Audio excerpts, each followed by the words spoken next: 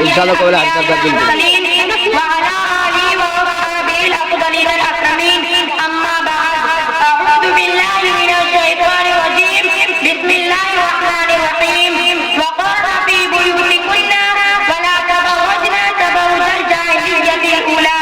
صدق الله العظيم وصدق رسوله النبي الكريم ذکر خیر الانام کر لینا ذکر خیر الانام کر لینا حشر کا انتظام کر لینا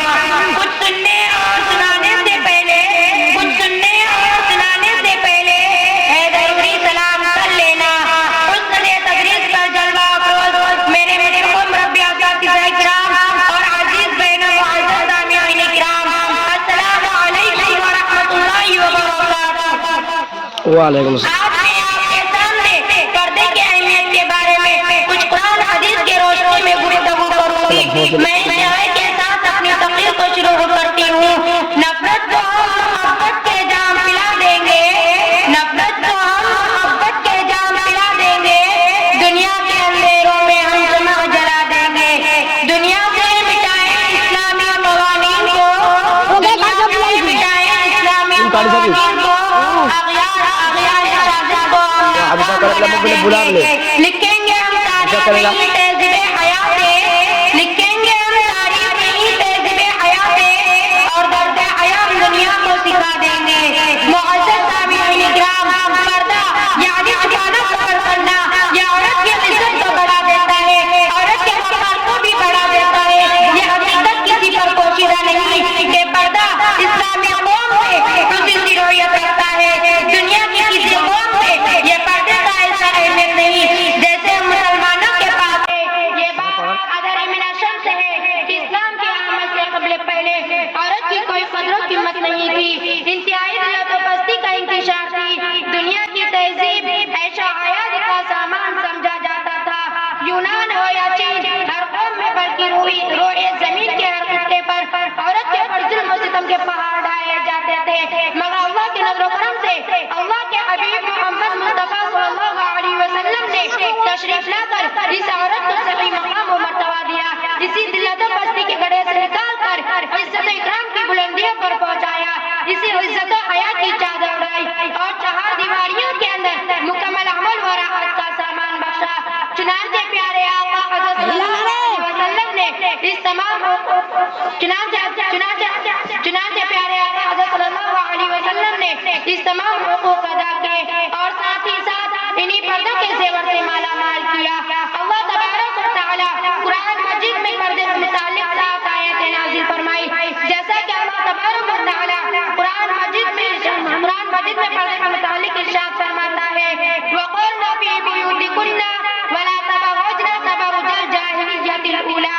اللہ تعالیٰ فرماتا ہے تم اپنے گھروں میں ٹھہری رہو اور پہلی جہالت کی عورتوں کی طرح بے پردہ ہو کر نہ پھرو۔ معزز سامعین کرام، پردہ عزت و شرافت کا دامن ہے، عورت کو بھی دین اسلام میں دین کی جوہر قرار دے کر شرافت و کرامت کو حکمت و عظمت سے سرفراز فرمایا۔ عورت کو عزت و آبرو کی حفاظت کے لیے حجاب اختیار کرنے اور پردے میں رہنے کا حکم دیتا ہے تاکہ غیروں کے بدنگاہی سے اور بدخیالی کے گرد و غبار سے محفوظ رہے، مگر افسوس اس انسان عظیم پر اسلام کا شکر گزار رہنے کے بجائے اکثر خواتین اس انسان عظیم سے لاپرواہ ہوتی چلی جا رہی ہے، جیسا کہ سیدہ کائنات فاطمہ الزہرا رضی اللہ عنہا سے منقول ہے، حضرت علی رضی اللہ عنہ سے روایت ہے، حضور پاک صلی اللہ علیہ وسلم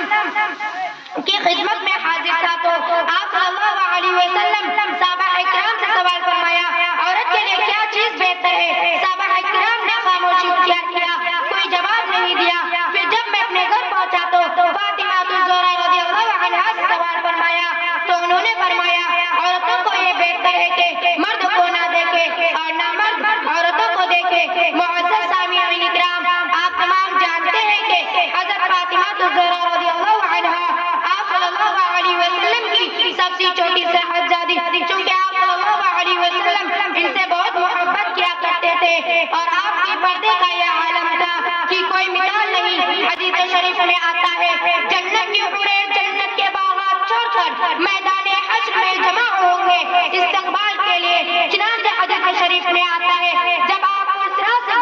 لگیں گی تو آپ کے ارد گرد 70,000 حوروں کا جھوٹ ہوگا۔ معزز سامعین کرام، یہ کس لیے کیا جا رہا ہے؟ صرف اور صرف آپ پردہ کیا کرتی تھی۔ حدیث شریف میں آتا ہے، حضرت ابو ہریرہ رضی اللہ عنہ سے حضرت ابو ہریرہ رضی اللہ عنہ سے روایت ہے، حضور پاک صلی اللہ علیہ وسلم نے ارشاد فرمایا، عورت جب 5 وقت نماز پڑھے اور اپنی عزت و آبرو کی حفاظت کرے تو وہ جنت میں جس دروازے سے چاہے داخل ہو جائیں گی۔ معزز سامعین کرام، اس حدیث سے یہ معلوم ہوتا ہے عورت جب باپردہ رہتی ہے اور اپنی عزت و آبرو کی حفاظت کرتی ہے تو دنیا میں ہی جنت کی بشارتیں مل جاتی ہیں۔ اللہ تبارک و تعالیٰ سے دعا ہے کہ اللہ تبارک و تعالیٰ مجھے اور آپ تمام کو نماز کی پابندی کرنے کی توفیق عطا فرمائے اور عزت و آبرو کی حفاظت کرنے کی توفیق عطا فرمائے اور باپردہ رہنے کی توفیق عطا فرمائے۔ آمین۔ وآخر دعوانا الحمدللہ رب العالمین۔